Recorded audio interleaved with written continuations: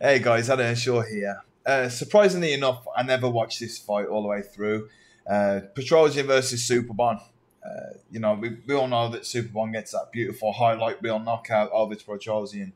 But yeah, I didn't watch it. It's from 2021. It must have been knockout of the year. But yeah, beautiful knockout in the end. But yeah, just thought it'd be cool to look back at the fight and see how Petrosyan was doing before that. So let's get into it.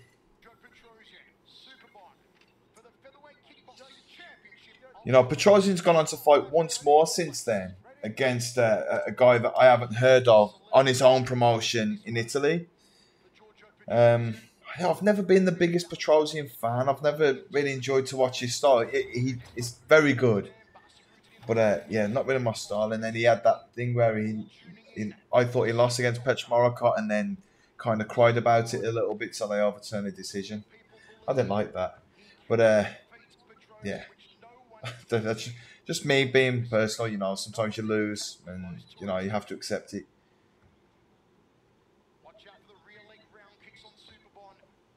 I mean, you can. Superbon is doing well at keeping him at bay. That head kicks there early. It's easy to look back at this fight and then say, "Oh yeah, he was setting up the head kick the whole time." Superbon always kicks there. Superbon's always got these really nice loose kicks. If you notice when he's working with Trainer Gay tends to hold the pads really high.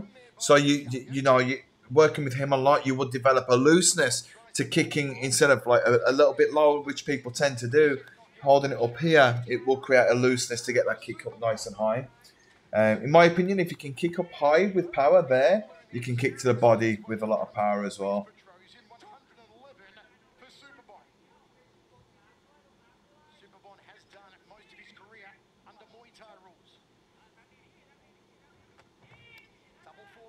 Nice work by Superbon.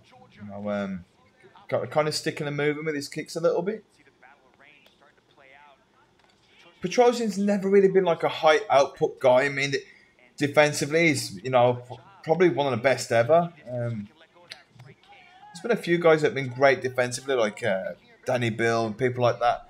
But Petrosyan, I think, is probably the best, and he's got that hard style. Is a very clever southpaw.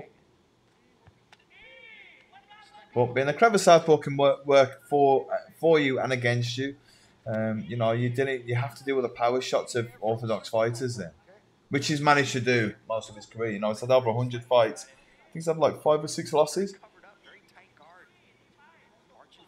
Had a draw against Borkow when Borkow was in his prime. There was no one really beating Borkow at that time. And Petrosyan was very young. He's getting up there in age now. He's 37 years old.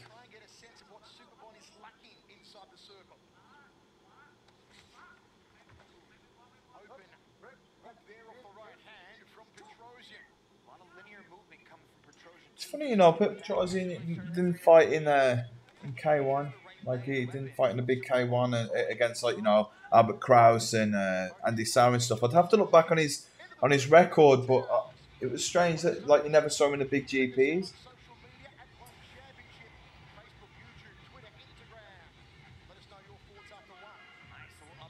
I mean, there's not really been a lot in that. I mean, Superbon's just had a higher work rate, I think. And he's caught Petrosyan a few times with his body kicks, low kicks, whatever, but nothing really. I don't think you could say that Superbon's battering Petrosyan here. Petrosyan, at times it did tend to be a bit of a slow starter. Get his reads on fighters and then start to take over. Not typically a knockout fighter. There was never any big drama with his fights. Sorry. Yeah, there was never any big drama with his fights. I feel like if you watch a Borkow fight, or there are other guys too, but when you watch particularly some Borkow fight, there's a lot of drama to it. You can see what's happening. That it's a fight. Pretty much every fight that Borkow had, there was some drama involved, and Petrosyan was just a little bit too cool for me. There's that kick. Yeah, very good. Superbon defended that. Look how he does this. Like, he just gets a read and just lifts his... This is from working with someone like Trainer Gay that's throwing a lot of stuff back at you. Like, you'll see Trainer Gay do this kind of stuff all the time, like catch kicks and try and kick you off your feet and stuff. From doing that much in practice, you know, when this happens in a fight, your senses are a little bit heightened anyway. So you'd be able to read things a little bit quicker. But yeah, then this is just easy for Superbon.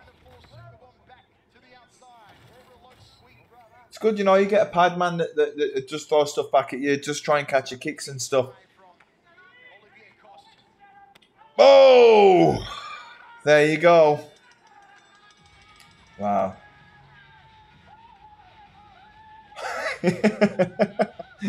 Never thought I'd hear Superbon squeal. But I'm sure that'll get replayed in a second. I'm not going to keep putting it back. But that's the advantage to you when you kind of watch his work. You know, I'm going to talk about Trainer Gay again. The kicks are always up higher, right? The kicks are always here. So he is ready to throw to the head and to the body. There's a looseness that comes from doing that. And Trainer Gay is also very big at doubling up the kicks. You know, he gets Superbon to kick and kick and kick and kick. That's why those like 10 kick drills aren't as useless as people think that they are. You know, if you can get used to throwing like 10 kicks like that, throwing 2 or 3 here, or you know, even in a fight, it's just natural. So yeah, it is well worth doing that.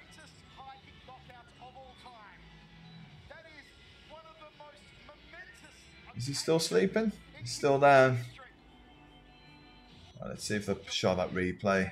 I hope they do. So yeah, you'll see. So 1.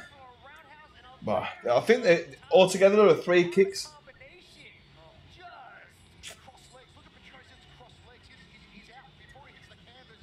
Yeah, I'd like to see the full flurry again, to be honest. Let me just go back. You know, I should probably get good at editing videos, so I could do that. I'll just go back to the real time. So yeah, there are 3 kicks with a little, like a punch between. 1, 2. Yeah. So that really is from just doubling up your kicks. So something that we used to do at my gym back home was we did the more typical like Falang style where you'd hold like, so you go 1, 2, 3, kick, and that would be your whole round. You'd just be drilling that combination over and over again. But sometimes we go like, say you do 3 or 4 rounds each. On the second round, you had to double your kicks every time. So you go 1, 2, 3, 2 kicks. Last round, 1, 2, 3, 3 kicks. I mean, it's tiring, but it really does help with this, getting that looseness. I've heard some fighters like Damien Trainer talk about it. I'll just put that back a little bit more. I'll talk over it. I've heard fighters like Damien Trainer and Floyd Mayweather talking about throwing the big long combinations, and it's true what they say.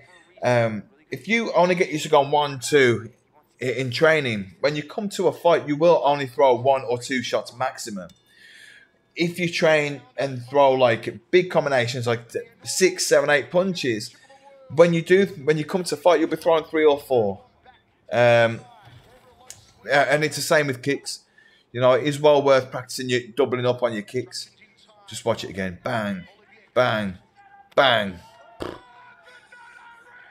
Perfect timing on that too.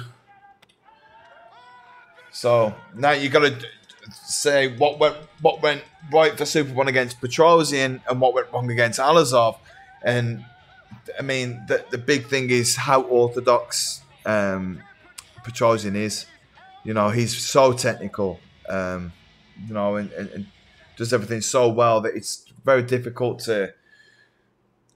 He doesn't really mix it up, and there's no wildness to his style. With Alazov or a lot of these younger, like Eastern European guys that you're seeing coming through and stuff, they are wild. They do have these like looping hooks. They throw kicks and punches from different angles and stuff, and that's why they catch guys off like Superbon and stuff.